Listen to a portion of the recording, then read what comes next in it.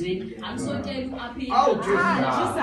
angisondela umakhelwane kodwa ngisondela mina okusho khona ukuthi ngoba isho la ukuthi ba indawo kwathi sebegcwaliswe ngomoya ongcwele yazanyazanyiswa lokho ngizokwenenzela isibona ukuthi siyesibona abanye abazalwane ukuthi make kuyindumuzo khona abazalwana bekhala isililo